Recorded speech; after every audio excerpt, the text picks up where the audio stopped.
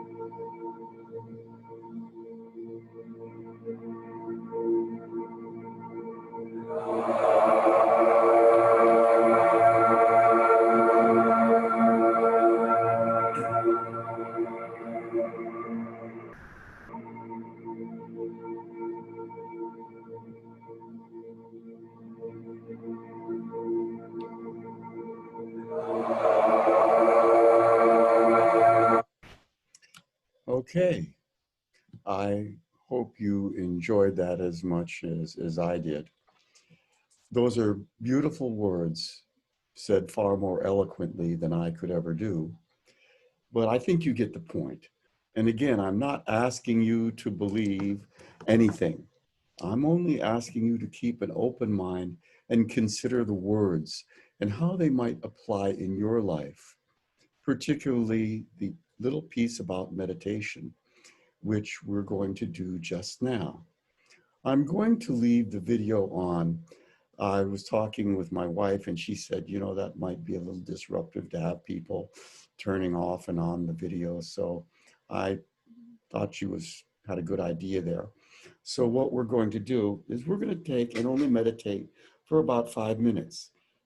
But on your own, in your own homes or where you happen to be, even 10 minutes, 15 if you can, but even 10 minutes in the morning and in the afternoon will tremendously improve the quality of your life and all aspects of your life. So I want you to sit comfortably, either cross-legged or feet on the ground in a comfortable chair or couch or wherever, but be comfortable. But try to keep your back reasonably straight, head in alignment with your back, but relaxed. Relax your shoulders, arms, hands. Put your right palm up over your left palm. Just gently set it in your lap, like you saw in the video. Now, what I want you to do is close your eyes and gently just be aware of the breathing. Just put your attention gently on the inflow and the outflow of air. It's okay when thoughts come. They'll come and they'll go. Just don't pay attention to them. When you can think, oh, my attention is not on the breathing, gently bring it back. True meditation is this effortless interchange between the thoughts and bringing your attention back to your breathing. So now, let's sit quietly and meditate for 5 minutes. I will bring us out.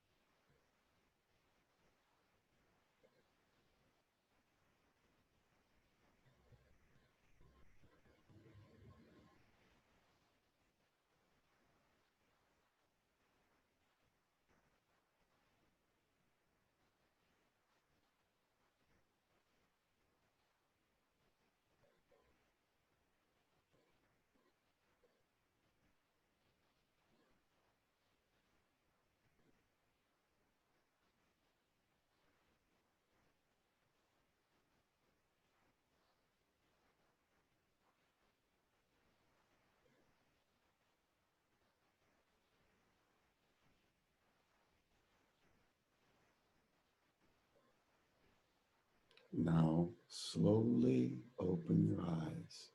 Do it gradually. Slowly open your eyes.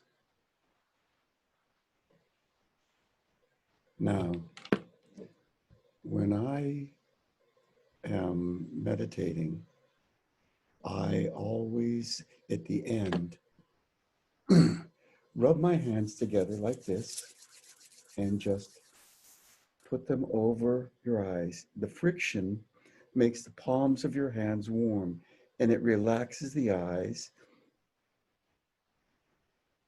And it's also very, very healing if you have sore eyes.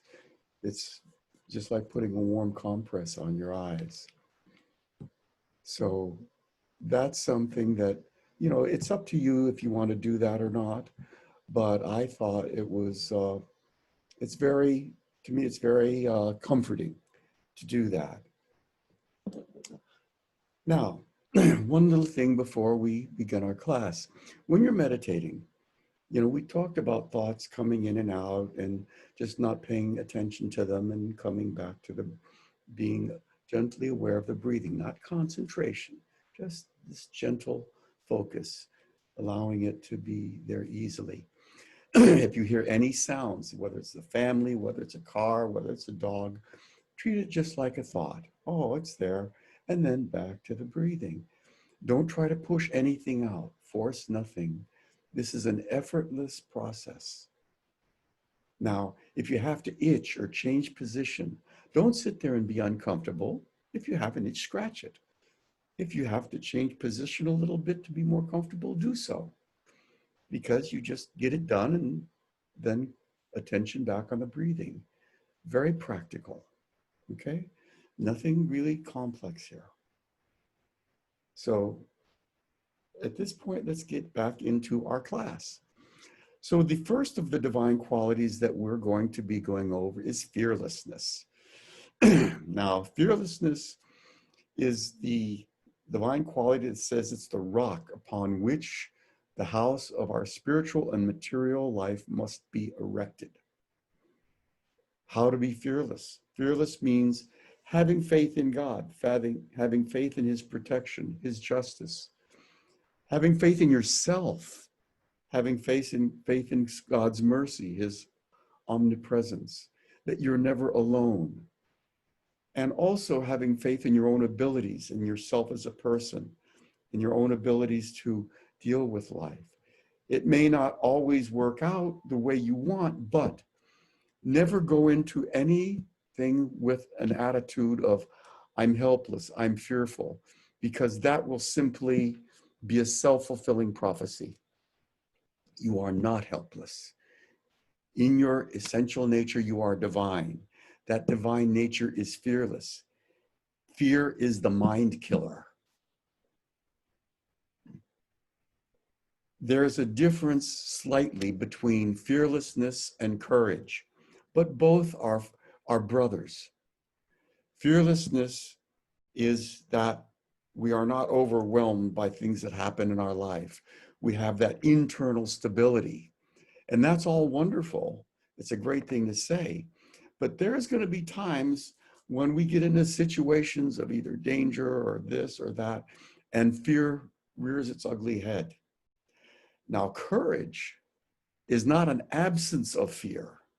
Courage is the ability to do what must be done in spite of the fear being there. In other words, we do not let the fear overcome us. Courage is doing what must be done in spite of the fact that fear may be there.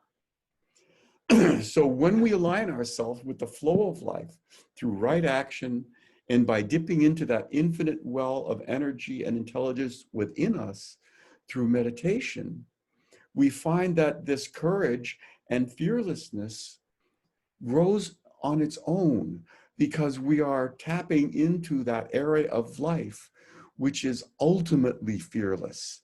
It knows of no fear. And courage is a natural outcome also from imbibing or dipping ourselves into this vast reservoir of intelligence and energy that is within us. So as we looked at the Bhagavad Gita, Prince Arjuna was an excellent example of fearlessness. Rama, Lord Rama from the Ramayana, he was also an excellent example of not just fearlessness, but of incredibly right action, doing what must be done, doing what he promised to do. These are two great examples. Now, we don't have to be them, but we should strive to be like them. In other words, what's the worst that can happen? Okay? What is the worst that can happen to us in life? The worst that can happen is we're going to die. And eventually that's going to happen anyway. But do we live on our feet or do we die on our knees? To me, it's better to live and fight for the best in life, for goodness, for the weak, for ourselves, than it is to be on our knees overwhelmed by fear, injustice, or evil. So these are qualities that are essential to stabilizing our life and living a life free from fear or greatly minimizing the effect of fear on our life. The next of the divine qualities is purity of heart. Now, by heart, we don't mean the physical organ. We mean our inner character, our emotional self. What purity of heart means is transparency to the truth. Our consciousness should be free from distortions of attachment, repulsion to sense objects, likes and dislikes for external, taint the heart with gross vibrations. We need not be influenced by anything less than the truth. Always seek the truth. Now, the next piece is very important. What we think, what we say, and what we do, all three should be the same. All three should be in alignment. That is purity of heart. Always seek the truth. It is far better to be truthful and, if necessary, take the consequences, if necessary, of our actions than to try to hide, to distort, to hide from the truth. Ultimately, it does not work, and it just brings more suffering into our life. So purity of heart means that our thought, word, and deed should all be the same. No hidden agendas, no duplicity, which means saying one thing, but thinking and doing something different. This is purity of heart.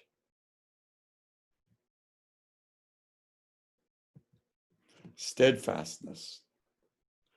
Now, a steadfast person, by the word that it implies, is that it's a person who will not deviate from their duty under any circumstances.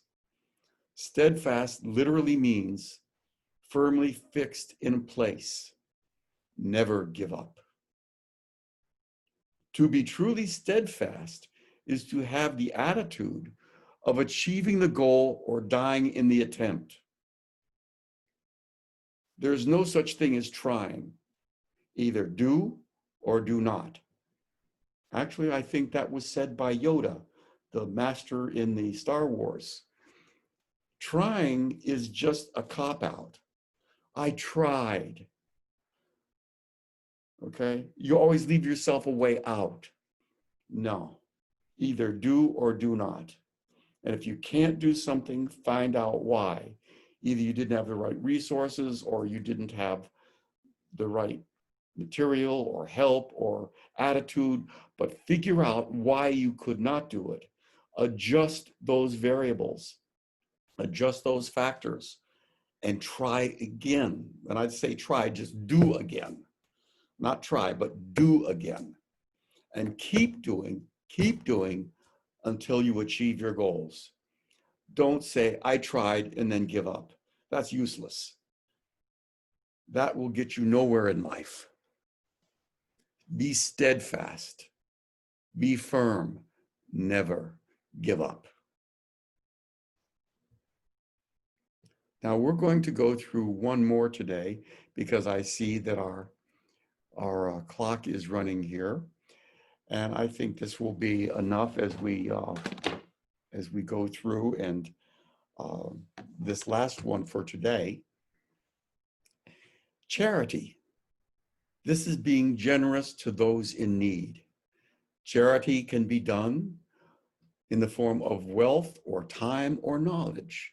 It's the giving of ourself in whatever way that we can to someone who may be in need of something that we possess that can help their lives. We have to make sure that charity is done for the right reason and purpose. Charity that is done for ego inflation or to show off is wrong action. It does not just doesn't help anyone, but it actually harms us by inflating our ego. Charity should be done from a free and open heart with no ulterior motives because it feels good. It's the right thing to do in those circumstances. You will know, you will feel it within yourself. Even giving a piece of bread to a dog is charity. All creatures of God, we need to be charitable to, be generous to in need. It doesn't mean just a human. No, it means all creatures on this earth are our brothers and sisters. Help where we can. And if we cannot help, at least leave them alone. We should not be charitable, however, toward an evil purpose. Make sure that it's for the right reason and the right purpose. If something is evil, we do not want to encourage it. Neither should we fight necessarily. There are times when that is necessary, but if it is something that we can simply absent ourselves from, then do so. There is a time to fight and there is a time to walk away. Learning the difference is a very important part of living. It's a very important part of growing. We'll cover more on that later. So for now, I think that will be enough for today. I hope that you gained something from this class, and I look forward to our next get together when we'll cover the next of our 26 divine qualities. All of you, be kind to each other, and may God bless you all.